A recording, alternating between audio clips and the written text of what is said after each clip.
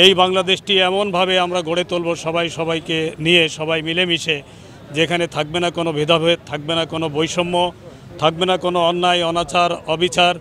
সমগ্র মুসলিম জাহানের সর্ববৃহৎ উৎসব ঈদ উল ফিতর, যেটি দীর্ঘ 1 মাস সিয়াম সাধনার পরে মুসলিম দ্বারে ফিরে আসে।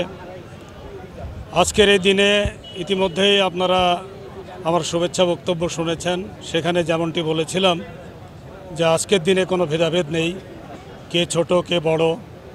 এই উৎসব আমাদের সার্বজনীন উৎসব, সবার বাড়িতে সবার দাওয়াত আজকের দিনে। সরি, তা আজকের এই রংপুরের যে ঈদগাহ ময়দানে বিশাল জমায়েত, এই জমায়েতে রংপুরের সর্বস্তরের জনগণের অংশগ্রহণে আজকের এই পবিত্র নামাজ আমরা কিছুক্ষণ আগেই আদায় করলাম। আজকের দিনে সরকারের পক্ষ থেকে রংপুরবাসীর জন্য যে মেসেজ, সেটি হচ্ছে এই পরিবর্তিত প্রেক্ষাপটে জুলাই আগস্ট নতুন একটি বাংলাদেশ পেয়েছি। প্রতিদিন আমরা একটি সূর্য, একটি নতুন বাংলাদেশ দেখতে পাই।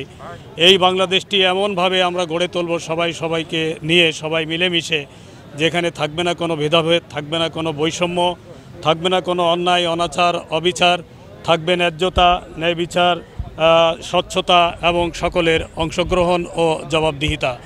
এর মধ্য দিয়েই আমরা সুন্দর একটি সোনার বাংলাদেশ, স্বনির্ভর বাংলাদেশ, ক্ষুধামুক্ত বাংলাদেশ গড়ে তুলব। সবাই সবার জন্য আমরা এগিয়ে যাব, এই হোক আজকের দিনে আমাদের অঙ্গীকার। আমরা প্রায় 1 মাস ব্যাপী প্রস্তুতি গ্রহণ করেছি। অনেক আগেই আমরা সকল মিটিং সম্পন্ন করেছি আইনশৃঙ্খলার, ঈদ কেন্দ্রিক, শুধুমাত্র ঈদকে কেন্দ্র করে যেন আমাদের প্রাণপ্রিয় ধর্মপ্রাণ মুসলমান ভাই বোনেরা যেন সুন্দরভাবে ঈদের জামাত আদায় করতে পারে নির্বিঘ্নে এবং নিরাপত্তার মধ্যে। সেই ব্যবস্থা করার জন্য আমরা জেলা প্রশাসন, পুলিশ বিভাগের সাথে বসে এবং আরও যে সকল আইনশৃঙ্খলা রক্ষাকারী বাহিনী আছে, সেনাবাহিনী, র্যাব, বিজিবি, আনসার, সবার সাথে বসে আমরা চক আউট করেছি যে কীভাবে এটা করা গেলে আমাদের সুন্দরভাবে সব কিছু সুষ্ঠুভাবে সম্পন্ন করা সম্ভব হবে।